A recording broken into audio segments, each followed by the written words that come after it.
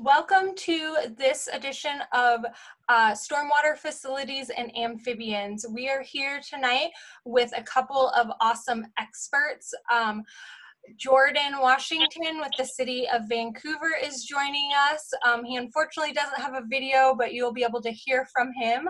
Our other expert, Peter Ritson, is a previous member of SWAMP and a professor, and then myself, Ashley Smithers with Clark Conservation District. This is put on by Clark Conservation District. We have a number of past webinars on amphibians, which can all be found on our website, clarkcd.org. Sorry, it's been a long day. If you are watching the web recording of this, thank you so much. Make sure for both our live viewers as well as anybody that watches this recording to fill out our survey that will pop up at the end of the webinar, and I'll try to remember to tell you about that. So again, thank you for joining us, and with that we're going to switch over to Jordan. Thanks, Jordan. All right, thanks, Ashley. I appreciate the introduction. My name is Jordan Washington, and I work for the City of Vancouver's surface water program, and my role within the surface water program is I work with our private facilities. So I help provide technical assistance for any sort of stormwater facilities, working with homeowners, businesses, and community members to make sure that they understand what stormwater is, why it's important, and I put this presentation together to help answer some of those questions and better explain some of the inflows and outflows of private stormwater maintenance. So if you have any questions, I'll be happy to answer them. Like I said, primarily what I do is technical assistance. So if I can't answer a specific question you have about a facility during the presentation, my information is at the end of the presentation, so you can feel free to reach out to me at that point. So I'm going to go ahead and get started. So first off, I think it's always important to start with a simple definition of what stormwater is. It doesn't have to be complicated. You know, some people put a lot of words into it, but at the end of the day, it's any precipitation that falls from the sky, including rain, hail, and snow. That is all considered stormwater. And then why do we care about stormwater? Why is there so much emphasis on it? Why are there all these regulations in regards to it? There's many reasons, but I've boiled it down to 7 main reasons. One of the primary reasons we care is we want to prevent surface and groundwater degradation.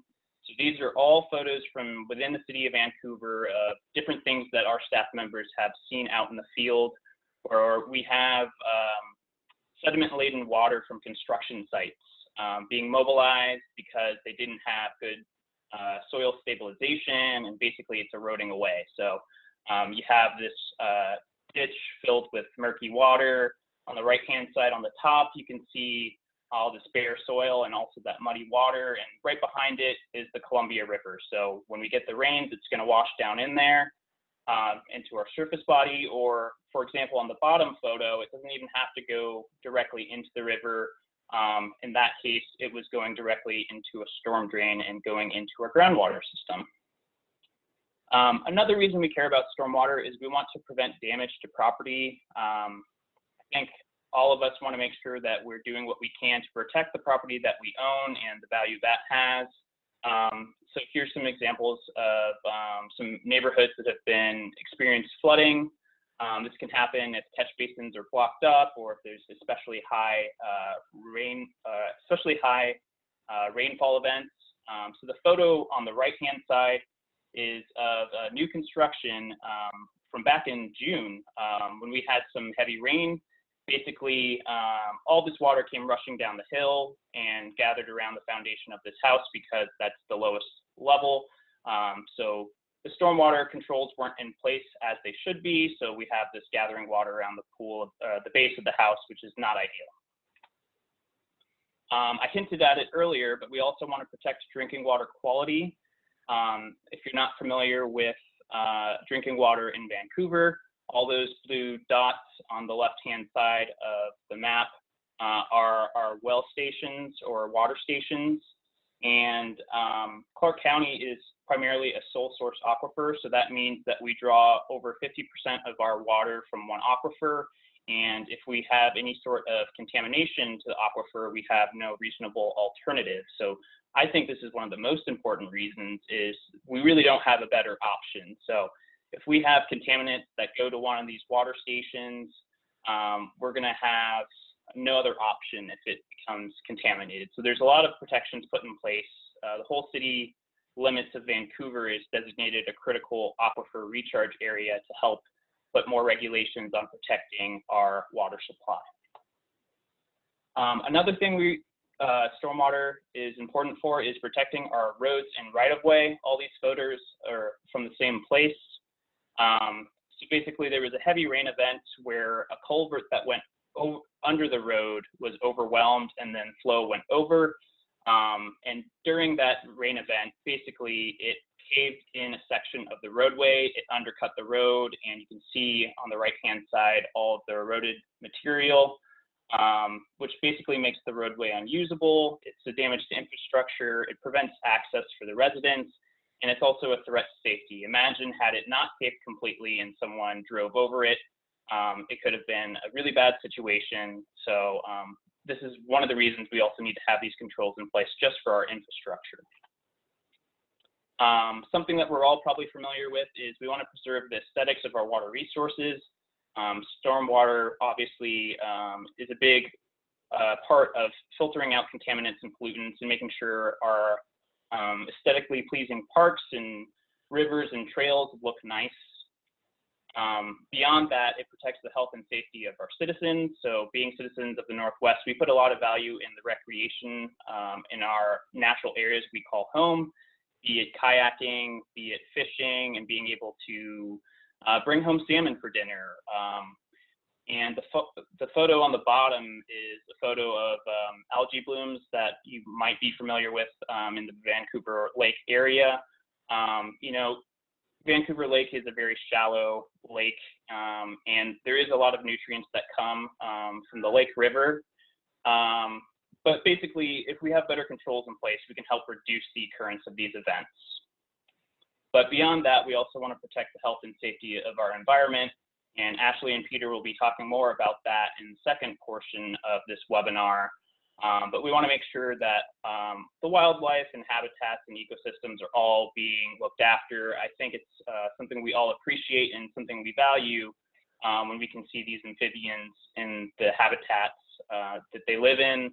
And it's a good indicator that these ecosystems are doing well if we can see these populations there. The photo on the right was something, I believe it's a rough-skinned newt that I took this past weekend when I was camping. And the northern red-legged frog, I believe, is native to the Washington, Oregon area. So I want to see if we can do a quick stormwater facility poll and see how many of you have stormwater facilities on your property. I'm going to see if I can cue in Ashley here. If we don't have the ability to do the poll, that's fine. We can just move on. Oh, perfect. So I'll give you a minute to click which one is applicable. So basically, there is yes, we have a stormwater facility and the city maintains it. Yes, we have a facility and it's privately maintained. Yes, we don't know who maintains it, but we have one. The other option is I don't know if there's one, and then no, we do not have a stormwater facility.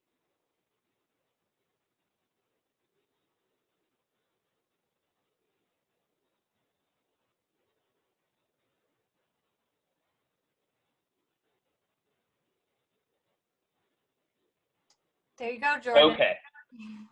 So it looks like we have a pretty widespread. So no, there is no stormwater facility. Some people say that yes, they have them and their city maintains. Some say privately and some don't know. Okay, so that's a nice mix. I think that's a good jumping point for me to get into, let's see, the Vancouver requirements and what's stated in city code. So basically, The municipal code for the City of Vancouver says that owners of private stormwater systems and facilities that collect, convey, treat, and infiltrate runoff from private properties are responsible for the operation and maintenance of those facilities. So it's a very wordy way of saying that you're responsible for your own property's runoff. So I think a lot of people don't have an understanding of where these systems are in place, but basically, if you're a private owner, you're responsible for the runoff. So in the notes section there on the bottom, this is what's typically noted in design plans for a property. This one says that the stormwater treatment and infiltration facilities shall be maintained, privately maintained. One thing to understand about stormwater facilities is they're professionally designed facilities by civil engineers. They're designed to treat specific drainage areas. So basically, whenever any development project goes in, they're required to put in some sort of stormwater treatment system that will serve the area that's being developed. So if there's a house, it has a footprint, and you need to have systems in place to treat the water that's going to be running off from that site. Another important thing about these plans is it's actually what I use for my work. So I go out to facilities to provide that technical assistance, and I will usually have a copy of the plans with my inspections, and I'll make comparisons off of what I see on the plans and what I see in the field. So I want to make sure that the things that are noted in the plans are still there, still working properly. I don't want to see major modifications that go counter to the original design, mainly because these are like calculated out, and if you add additional drainage to an area, it could cause issues down the road. Let's say there's a large rain event, it could cause a pond overflow. So for instance, something I tend to see in the field a lot is a homeowner might have trouble with their roof drainage. So they take out the infiltration system that they had in place, and they see that there's a stormwater facility. Why don't they just tie in there? Well, that rooftop drainage area wasn't part of the original calculation, and you're changing where that drainage is going by putting it into stormwater facility. So any modifications to function need to be reviewed. Getting into stormwater facilities, there's a wide variety. Some of them you might be familiar with. Biofiltration swales are pretty common throughout the city of Vancouver. They kind of became popular in the 90s and were like our original go-to for stormwater treatment. They now have been replaced primarily by bioretention facilities, sometimes referred to as rain gardens. These tend to be a mix of different plants that are suited for habitating in waterlogged areas. And we found that over time, these systems last longer and are more suited for removing contaminants than the original swale designs. We have stormwater ponds that are really great for large drainage areas. We have permeable pavers, which allows water to infiltrate over paved areas, typical in big commercial developments or strip malls. And there's also vegetated filter strips that you might see on driveways or along roads. But these are just our surface facilities. There's a whole nother category of stormwater facilities that are underground facilities. So these are not apparent when you're at the surface level, unless if you already know that they're there for the most part. There's a number of filter systems. There are catch basin filters, manholes, and vaults. The photo on the upper right is a photo of a manhole filter that has not been cleaned in a while. It's completely loaded with sediment and needs to be cleaned out. Likely what happened is the owner of this property didn't know it was there. There's also underground detention and infiltration systems that are fairly common. There's a little diagram in the lower left that shows what that might look like. And then we have dry wells, which are throughout the city, very common. And basically, it's a giant strainer that allows runoff to get back into the groundwater system. So it's a big cylindrical strainer, essentially. So I wanted to get into some stormwater misconceptions because I've gotten a lot of similar questions when I'm out in the field, and I've had some misconceptions before I got into this. For instance, when I saw manhole covers initially, I just assumed that that's the sanitary sewer. It doesn't have anything to do with stormwater. And in the city of Vancouver, we actually do have specific manhole covers for stormwater, but that's not always the case. And then there's questions about maintenance, contractors, who owns this facility, what is compliance, how do I get back into compliance? So let me get into some of those questions. One thing I often hear is we do not have stormwater facilities here. As I noted earlier, most private sites are going to have stormwater facilities, and it might not always be apparent. So there could be underground systems. This photo is of a Winco parking lot. It doesn't look like there's anything stormwater related, but that gray section where the parking spots are is actually pervious concrete, which allows for any sort of stormwater to still infiltrate below the paved section there.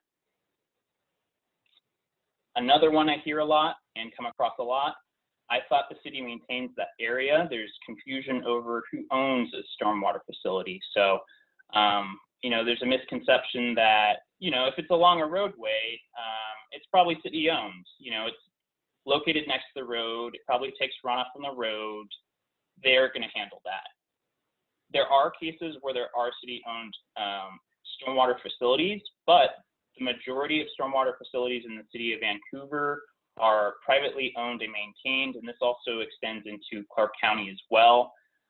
It's always best to refer back to your specific designed plans.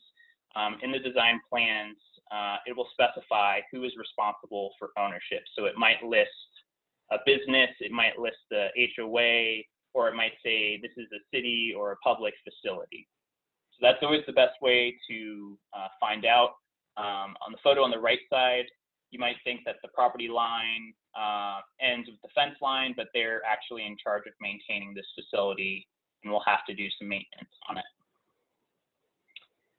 One that I also get is that's a natural area. We aren't supposed to be in there. Stormwater facilities are not natural areas. So the facilities are designed for water quality treatment, and maintenance is needed to ensure that they properly function. So, I think everyone's well intended when they see these areas and they want it to be they want it to be good habitat. They want it to work appropriately. But in order to make sure that these water quality facilities are working properly, they need to be maintained. So this photo looks like it could be like a wetland area off of Burnt Bridge Creek. But this is actually, if we zoom out a little bit, that pipe there, this is supposed to be a biofiltration swale. So the swales are those old school turf style channels that do filtration, but as you can see here, there's no grass growing, there's some base flow, and there's a bunch of trees in the line of the swale. So this has been neglected for maybe 15 plus years, and it's going to need some serious maintenance. So getting into navigating maintenance, I wanted to give you some general maintenance tips. It's important to have a regular routine maintenance plan. Stormwater facilities are required to be inspected at least once annually, required by the state. And then it's highly suggested that you inspect stormwater facilities after any large rain event. If there's a large event, it could produce a lot of extra sediment in the system or debris, or there might be blockages. So it's always good to look after those large events to see what might have happened to the facility and if you need to make any minor alterations or adjustments. You also want to keep records of maintenance and inspection. So for one level, when I go out and check on a facility, I'll ask if they have records for their maintenance. It's good to have proof of service to show that you are in compliance. And it's also helpful to have if there's a change in ownership or if there's multiple people that might be involved in the system. That way you're not doing work twice, or you can keep track of when you know, your sediment trap was last cleaned. It's always good to have that stored. You also want to know who is managing maintenance. You don't want to have confusion about who is responsible, where everyone thinks it's this person and they thought it was someone else. So there's no effective management. Or if you have one person on the board of an HOA that was doing the stormwater and then leaves, well, how do you know where to pick up? Or, you know, if you don't have records, where do you go from there? So it's important to have that established. And it's also important to have a copy of the approved plans. Like I said, that's what I used when I go out in the field and look at facilities. And if you don't have a copy, they're usually on hand for your local municipality. You can contact me directly if you need a copy of your approved plans. I can see if I can find it in our system, and then I can send that over to you. And that photo on the bottom is just an example of a simple facility log. Basically, you describe the property address, the inspection date, make any comments like, oh, well, you know, the catch basin was clean, I didn't have to do anything, it's good this year. Or, you know, it was 60% full of sediment and trash, I opened the grate and cleared out some of that, and it's good to go now. So I listed a wide variety of different facilities, and all these facilities require various skills and equipment to maintain. But luckily, a lot of it is self-performing maintenance activities that you can do on your own, or you can have a landscaper do, especially for the surface facilities. For a swale, you can just mow it on a regular basis. You don't want to have grass over 10 feet tall. You can just go in with a mower or have a landscaper go through. If you notice that there's sections of the swale or a bioretention facility where it looks like plants are dying, you can reseed it. You can put the same plant back in place. That's not a design change. It's still in line with the original design. You're just making sure that the vegetation is still there. Weeding is a big one. It's better to be on top of weeding. Blackberries I see through so many facilities, and the businesses and homeowner associations that are on top of it, you can tell, and the ones that let it go, it can take over a facility in a year or two, and then it becomes a larger rehab project. Watering is important, especially if you have juvenile plants that are trying to make it through summer. If you notice that the plants are stressed, you can go ahead and water it to make sure that they're able to survive. And then if you need to do sediment and debris removal from a catch basin or a sediment trap, that's pretty easy to do.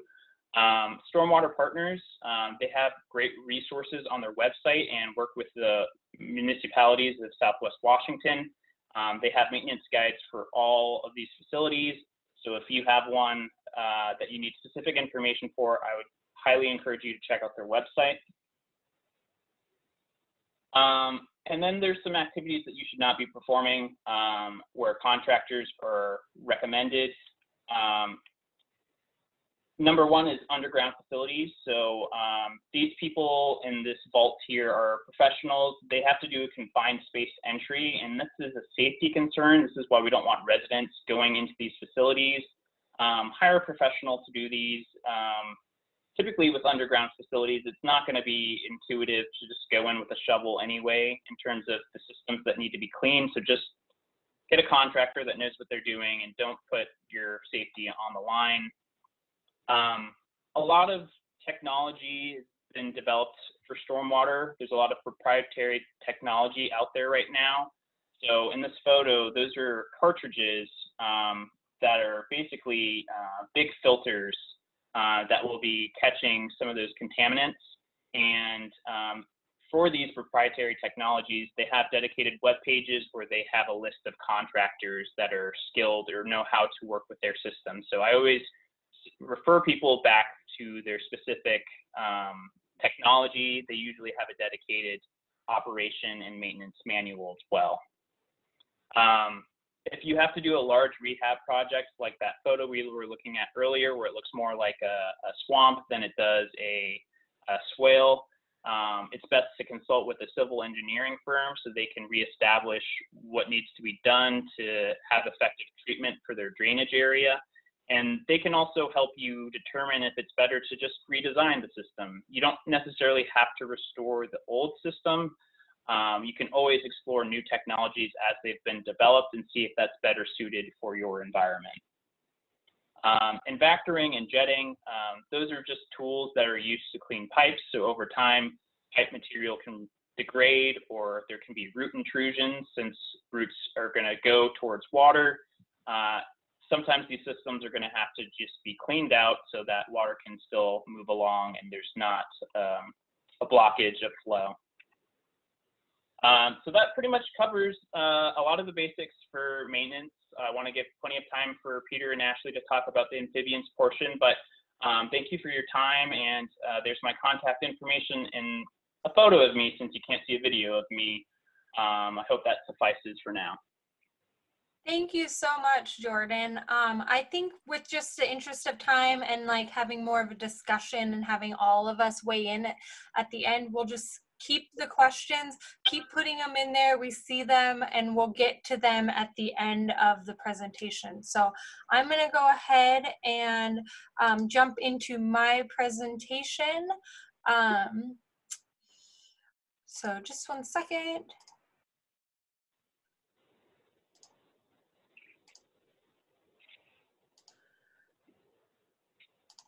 Okay, so with this, I'm gonna go ahead and start with another poll for everyone. And we are gonna do this presentation. Peter will be joining me. I'm gonna do kind of the first part, and then Peter will be weighing in and helping me with the last part. And we will just bounce off in the question and answers because both of us know this. So if you guys want to just really quickly fill in this fun kind of poll of when I say amphibian, what is the first thought that pops into your head? Is it, eek, they are slimy? Are turtles amphibians? Spelled that wrong. They are cool, but I don't know much about them. They make a lot of noise in the pond near my house. They are awesome, and I know I'm an expert. Or I would like to know what I can do to help them. And you can choose multiple options. So I'm going to give you 10 more seconds to fill that out.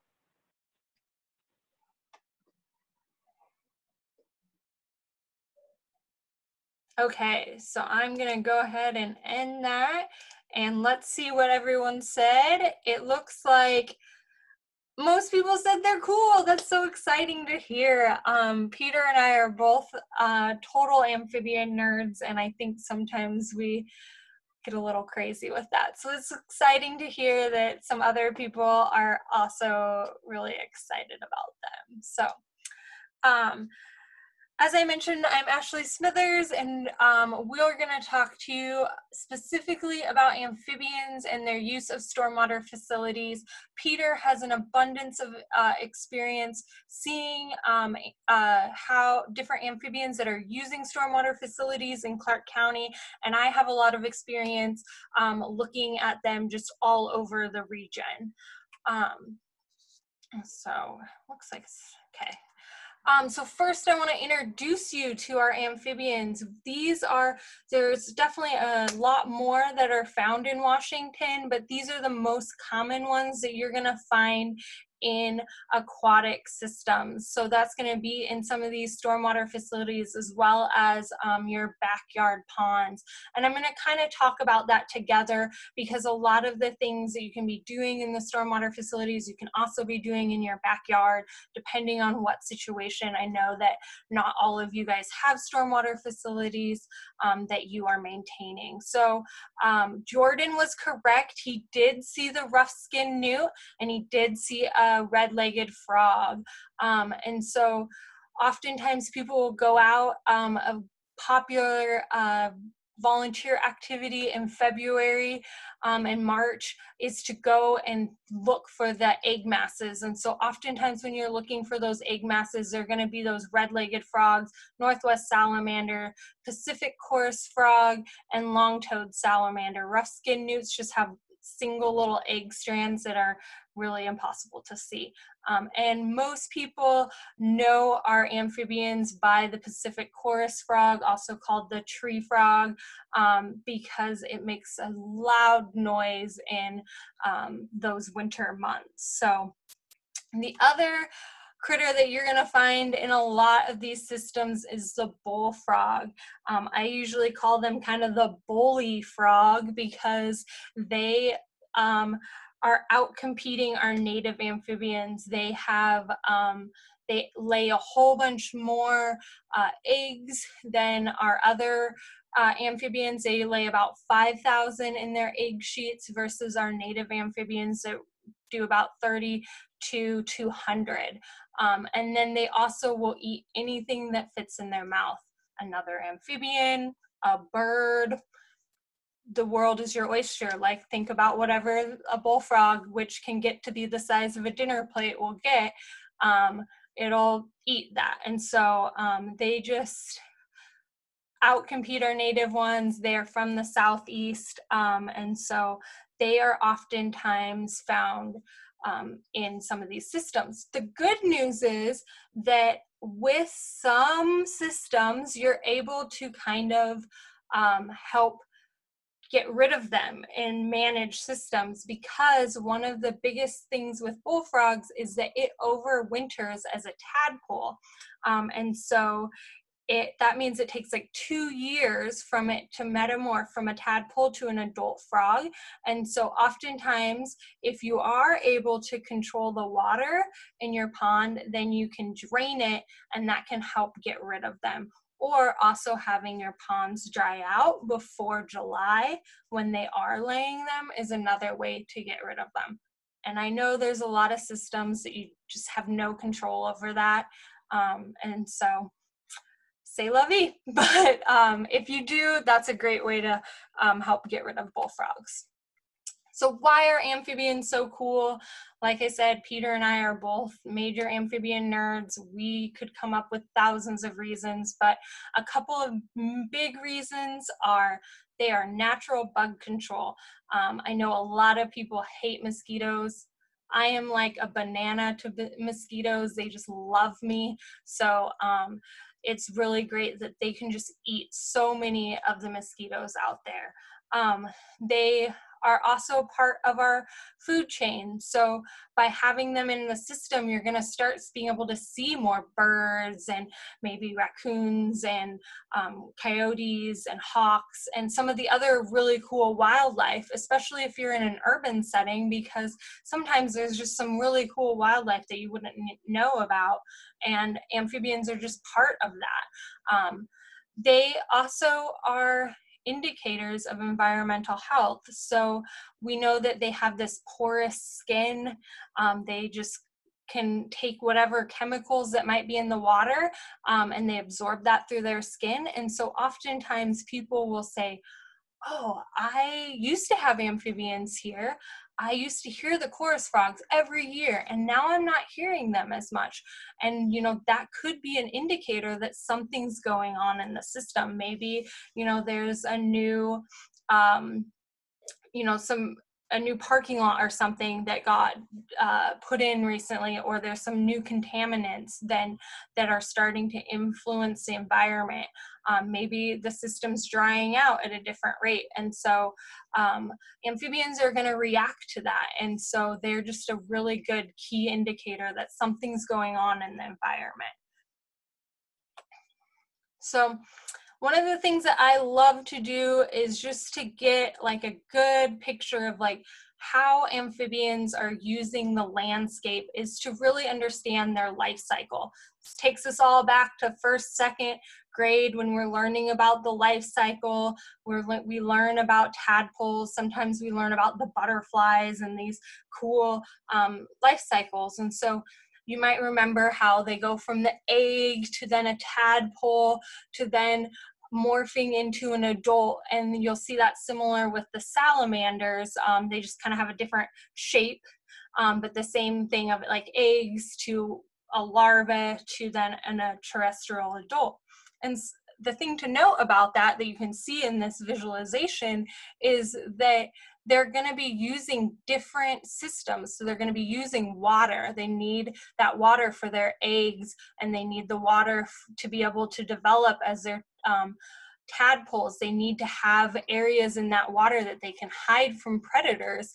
And then they are actually going to be using terrestrial, the land, and that's going to be an important part of the adult life stage. We often just think, oh, they just hang out in the wetlands, but they actually are using a lot of that upland adjacent, like shrubbery area around the ponds, and oftentimes it's pretty close by, like within 200 meters of the pond. So it's just good to think about that when we are thinking about what areas of habitat we need to be creating for them and protecting for them.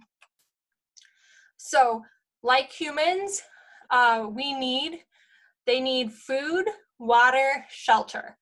And so for food, you're going to be thinking about, those insects, the mosquitoes, the algae, and different just vegetation that they can be eating. And again, during kind of the different stages, they're going to be eating slightly different things. Water, like I mentioned before, they have that porous skin in order to, that's really sensitive. And so having, a place for them to go for their eggs, and then having the water be maintained long enough into the season so that the those egg masses don't dry out, and the tadpoles don't dry out. As well as thinking about your upland areas, having enough of what we call duff layer, or a layer of vegetation and branches and shrubbery and sword ferns and that kind of stuff, that the amphibians don't get dried out. This last weekend I went out, I put sunscreen all over, but then I forgot one area and I was wearing like a hoodie and I took that off and then I instantly got burned. And it's similar with an amphibian, that they need areas to hide. They need to have that protection to keep that dampness so that they don't dry out. And then also having shelter from predators, and that's going to be in the water, having that vegetation in the water. You don't just want the water to be just blank at the bottom. You want to have areas for them to hide. And then also thinking about corridors. Like I mentioned, the adults are going up onto the land, so having those areas that they can be hiding and moving along in the upland areas and hiding under. So as we say, sticks and stones, vegetation creating roughness, not having it a smooth area. And then for, again, with their breeding habitat, having, ponds with complexity, with down logs, areas that they can move around. And then the adults are going to be overwintering or hanging out in the winter time up in the leaves and in the upper, upland parts, not in the wetlands. And so having areas that where they can be. Oftentimes we think of, wetlands and these systems is okay, this is a system, they're right there, and we don't think about the areas around it as part of a connected system that they need to utilize. So specifically with stormwater facilities, we can take all those same concepts that I just talked about with, again, food, shelter, and having that breeding habitat. So again, that's the wetland, and they are going to be going through those eggs, tadpoles, and then metamorphosis, and that's typically through June. And so when we're thinking about these facilities, if you have, or your backyard pond, having it have water through mid-June to give them enough time to metamorphose. Also by having that food, that algae, that roughness, and then again, the corridors. So, you know, thinking outside of like, if we have just this facility or just a pond, like thinking about how we can connect those together by creating habitat within the area around it. And so a couple of good features to think about is having emergent vegetation, you know, not having it just completely flat, and then having that within 25 feet of the facility also having it. And I realize that there's some of these systems that are going to dry out, and that's how they're designed. And some of these systems, like you're supposed to mow them or you're supposed to keep it down. But some systems you can introduce this stuff, and so that's an opportunity to take and to put that stuff in. And then again, having the connection between that water source and the forest, like have areas that they can be covered the whole way so that they're not, you know, putting themselves in harm's way in terms of drying out, or by having predators find them easier because, you know, they're having to go along 2-inch mowed lawn, but instead having like areas that they can kind of hide. So maybe, you know, you have your lawn, but then there's areas of shrubberies that they can kind of go along as well. And again, that sufficient hydrology. So I kind of broke it down into like 4 main things you need to be thinking about: hydrology, vegetation, depth, and maintenance. So we've kind of talked a lot about the hydrology and the vegetation, and then I'll go into depth and maintenance a little bit more too. So again, I've said it a ton of times: hydrology, hydrology, hydrology. The water in your pond, staying consistent, having it through June or July. I did a really awesome study and wrote a scientific paper looking at like 100 of these different wetland stormwater facilities, backyard ponds in a very highly urbanized area.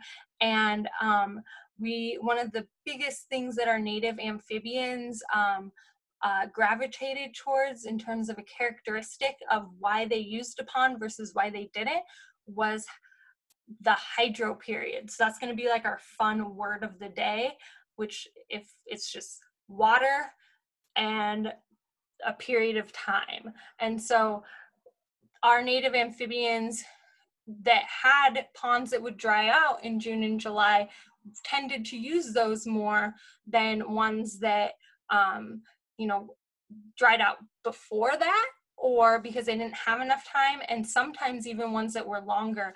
And sometimes that had to do with, again, the bullfrog and the fact that the bullfrogs are in those systems that have the water in them year round, as well as the fish will be in those systems that often eat our amphibians. So again, supports our tadpoles and macros, and then having any sort of bigger system, or just thinking more holistically about our system and having a lot of different types of diversity of habitat for them. So I think I've talked in abundance about the vegetation, you know, having that emergent vegetation, having those corridors, and then I have a more complete list if you're interested, but a couple of great plants to have both in the wetland systems as well as your upland areas around there are like your sedges, bulrushes, rushes, having in your upland area things like sword ferns, ninebark, snowberry, that all kind of create some good habitat. Another thing that we don't often think about is pond depths. That, you know, ponds have this topography, and by having this pond depth, you create areas where some amphibians like deeper water, some like shallower water. You know, our red-legged frogs like to lay in shallower waters, and some of our other species will use deeper waters. So just having that complexity of depth is often important. And then just a quick note on maintenance. I know that some of the systems, for maintaining them, you have to mow, but there are some things you can take into consideration if you do know that you have amphibians using a facility, that you think about mowing when they are no longer using that system. So that's going to be in that August through January time, you know, after the tadpoles have left and before the adults come back to lay their eggs. And then again, if possible, avoid the use of pesticides. They have that porous skin. If you really absolutely do have to use pesticide, again, consider when they're not going to be using that system in like September through November. So here's a couple of specific recommendations for the facilities. You know, again, emergent vegetation, having the understory vegetation and corridors, placing down woody debris, having water in your pond that's consistent, and then, you know, thinking about when your maintenance activities are. So again, like, you can always provide habitat. You don't necessarily need everything, but you can think of a couple of things. Maybe that's putting a rock pile in your backyard to help extend that vegetation area. Maybe that's just adding some extra vegetation along a pond that you have in your backyard. Maybe that's reducing your pesticides. So with this, I'm going to switch it over to Peter for the last little bit, and we can just do a really quick activity. So I am a teacher, and I found my students and you all have more answers than I have. So we're going to look at some pictures. Think about who might live there. We're asset-based, so think about what's helping the amphibians in these pictures, what could be improved, and as a neighbor next to the site, what can you do? And Ashley talked a lot about the ponds and stuff. I would say hopefully you can tag team with what's going on next to you and provide that upland habitat. Ashley, you want to move to our pictures?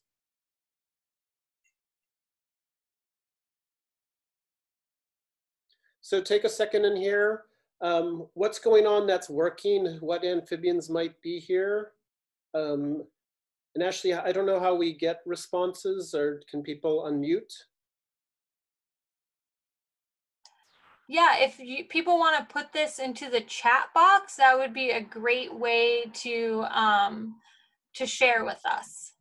So just put into the chat box a couple of those things that you think. So I already see the frogs and the frogs and salamanders, absolutely. Our long-toed salamanders and tree frogs, they will lay their eggs in puddles. So this looks pretty shallow. Many of our amphibians couldn't make it here, but quite a few could. So nice job with, yep, we'll get those frogs and amphibians. It'll probably be a very loud area. Any assets that anyone sees? What's going on that might be working?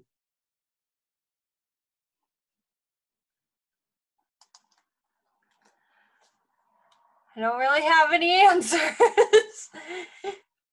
I won't move on. We don't have much time, and I'm not going to move on until we have, oh, there's some marshes, vegetation, perfect, some cover, obviously the water. Okay, Ashley, let's go on to our next one. So again, who might be here? What are some assets and what might be improved? And again, as a neighbor, what might you do? And I will say that, you know, this is a site that these pictures are kind of right next to each other. So, you know, there's kind of some differences, but.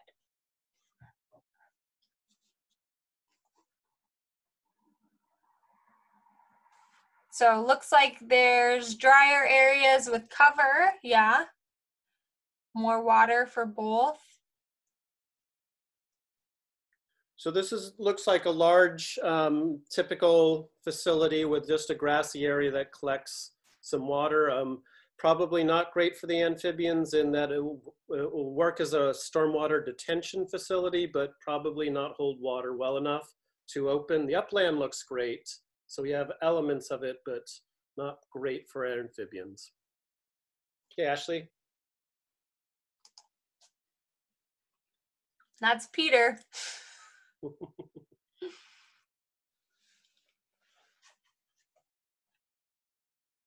So maybe think about for this one, what is one thing that you think that you can improve here?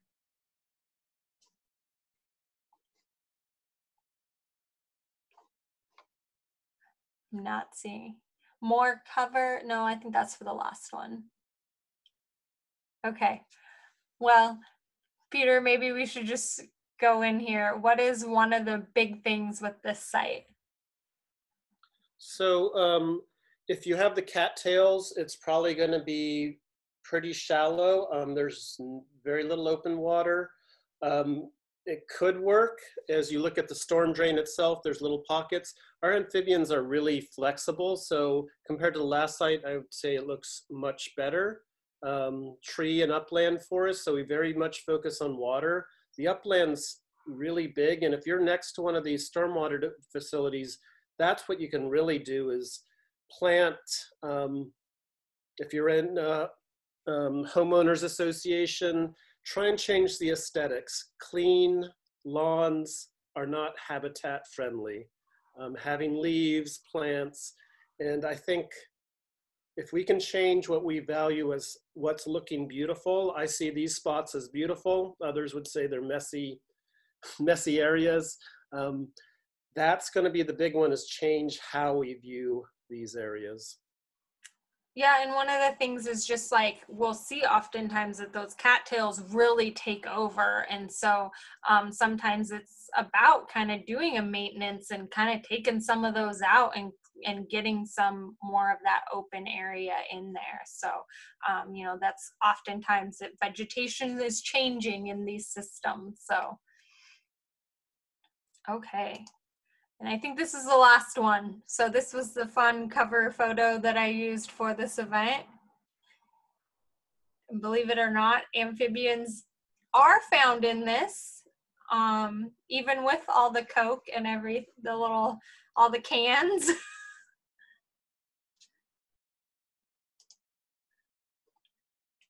So I guess we'll just, anyone want to, not much vegetation. Yeah.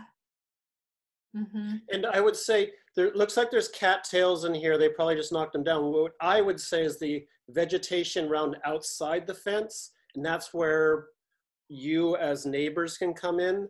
That place will work if we can get some shrubs, some cover, but it's really the grass and not so much the pond itself that needs more vegetation. Yeah, totally. Okay. Oh, we do have, let's just skip that one. Let's go to this one.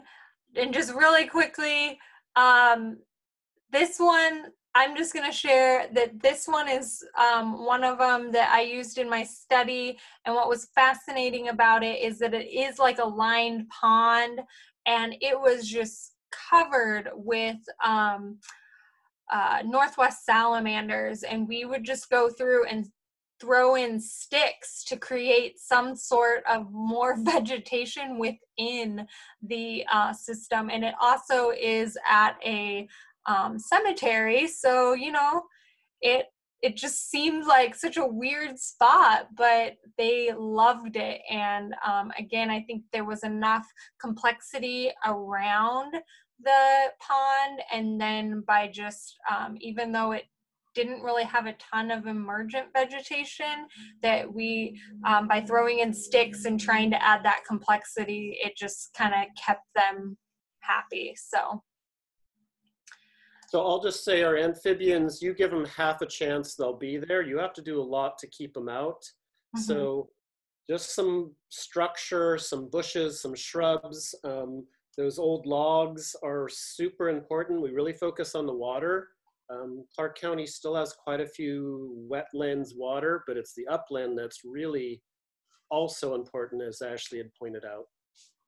Yeah, so with that, hopefully we can get Jordan back on the line. And I know that we were, you know, Yeah, can you hear me? yep, cutting it a little close, but we have a couple minutes. And I do want to be mindful of people's time. So we'll do a couple of question and answer. And if it's okay with Peter and Jordan, we might stay a little past 8 to keep answering some questions. But if you need to go, thank you so much for joining us tonight. And as you leave, there'll be a survey, and please fill that out. It really helps us and gives us some information. And write in the comments if you have any other like suggestions or things that you'd like to hear about. We're looking to hopefully put on a couple more of these webinars. So thank you so much, and I will jump through, and I think there's a couple of questions. So yeah, so I saw one in the chat earlier that Judith submitted. She had a question about, so the city has these plans for all the stormwater facilities. Are these biofilters, are the biofilter areas part of these plans? I just wanted to hop in and let you know that we have stormwater plans for most sites past 1998. Keep in mind, though, that the city of Vancouver has annexed portions of Clark County over time. So some of those transition areas or previously Clark County areas might not have the same level of detail, or that detail might not have made its way to the city of Vancouver when records were transferred. Either way, though, we do have a stormwater manual that has specifics for facilities. So even if we don't have your specific location design, we have the general design that we can go off of. And yeah, biofilters would be something that would be on these plans. awesome. I did have a number of questions that came in beforehand too, but let's get some of these. What would you inspect at a homeowner's location? Yeah, so it depends on the facility, but each facility is going to have components.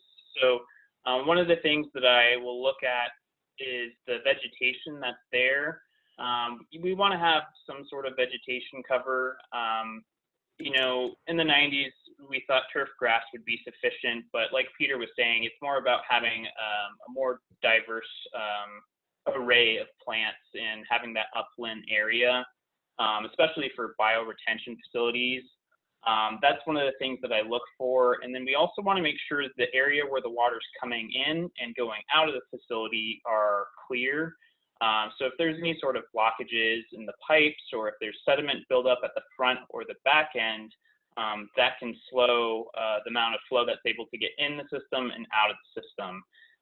And if there's too much sediment buildup, then the facility is not going to work as designed. So over the years, if you have a pond that hasn't seen any sort of maintenance, it might be taken over by cattail, and then it's going to be, there's going to be little retention for water, and it's going to be filled with sediment. So we want to make sure that we keep an eye on that. Excellent. Let's do one question that came in before. How about, so this person was asking specifically about the city of Washougal, but I think we can think about it for many other things, that the city mows all vegetation in detention basins. And they were asking, is this not environmentally unfriendly practice? Or like, you know, how should we do that? So Jordan, maybe you want to weigh in first, and then Peter and I can kind of weigh in from the amphibian perspective. Sure. Yeah, so in terms of our requirements for stormwater facilities, we want to make sure that grass doesn't get too high. I think I mentioned at one point in my presentation that if it gets above 10 inches, that can be just overwhelming from a maintenance perspective. So we do have people go through the facilities on mowers. And I can't speak to the city of Washougal's maintenance program, if it's on an as-needed basis or if they have a regular routine plan. But You know, I thought Ashley's presentation was very helpful in terms of addressing the work that I do, working with homeowners and everything. I didn't have that same information or knowledge that, you know, what time of year it's best for amphibians to be doing maintenance in that late summer, August, September into fall season. And that's something that I can now bring forth with private property owners. So then you can make the informed decision on when you want to do that maintenance. Like I said, I'm not going to tell you when you need to do it. So you can make the determination when it's best for you. And if the habitat is the priority and making sure that these populations are doing well, we will definitely accommodate for that. Yeah, and I'll just weigh in that, again, some of these systems dry out naturally, and so mowing it is just gonna be a thing that like is part of it, and amphibians aren't gonna be there anyways. But if you do know that they have that habitat, just thinking about that mow time, and also the how